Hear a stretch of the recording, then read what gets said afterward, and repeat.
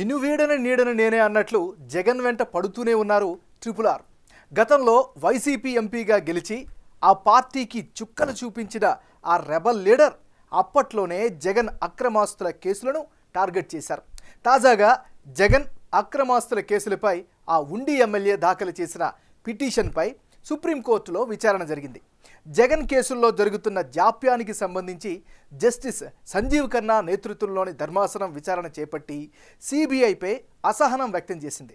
Discharge పిటిషన్లకు ట్రయల్కు సంబంధం లేదని, కేసుల విచారణ వేగవంతం చేయాల్సిన ఆదేశాలు ఇచ్చి జగన్కు పెద్ద షాక్ ఇచ్చింది.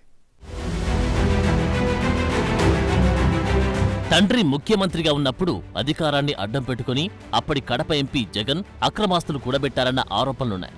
అతని అక్రమ దందాపై 2009 నాటి యూపీఏ ప్రభుత్వం వైఎస్ మరణానంతరం సిబిఐ, ఈడీ విచారణకు ఆదేశించడంతో కళ్లు తిరిగే వాస్తవాలు వెలుగుచూశాయి.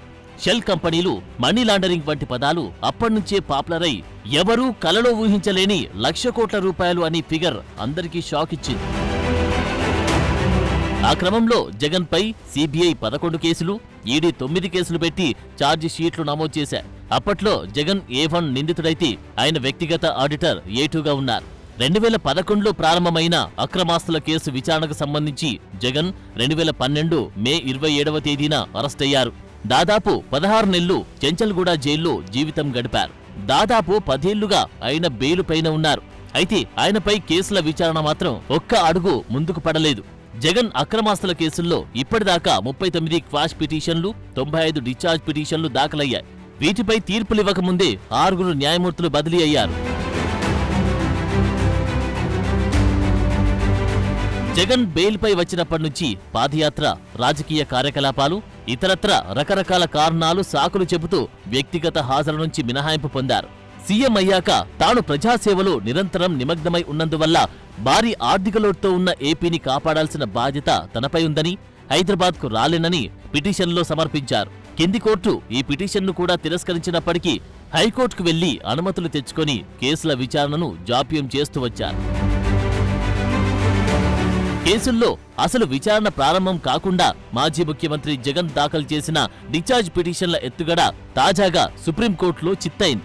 డిశ్చార్జ్ పిటిషన్లకు అసలు కేసుల విచారణకు మధ్య సంబంధం లేదని సర్వోన్నత న్యాయస్థానం స్పష్టం చేసింది. కేసుల సత్వర విచారణకు ఇదివరకే స్పష్టమైన ఆదేశాలిచ్చామని, కొత్తగా మళ్లీ ఆదేశించాల్సిన అవసరం లేదని తేల్చి చెప్పింది.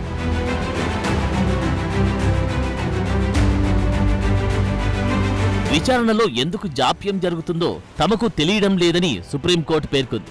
అదే సమయంలో జగన్ అక్రమాస్తుల కేసులో సిబిఐ అఫిడవిట్లో పొందుపరిచిన అంశాలు ఆశ్చర్యకరంగా ఉన్నాయని సుప్రీంకోర్టు పేర్కొంది. ట్రయల్కు డిశ్చార్జ్ పిటిషన్లు అడ్డంకి కానే కాదని స్పష్టం చేసింది.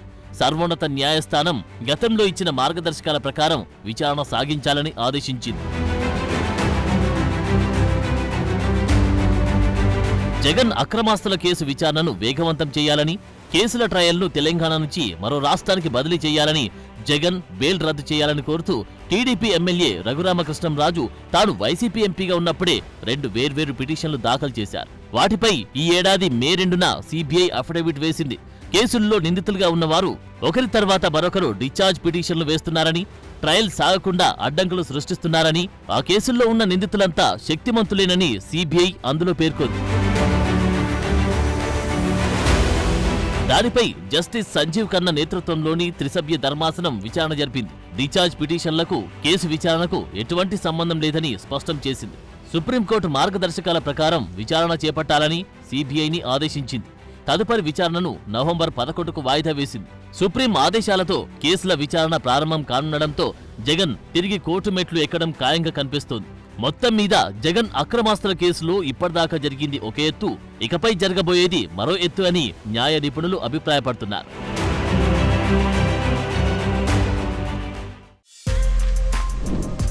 For more videos like this, subscribe Big TV channel.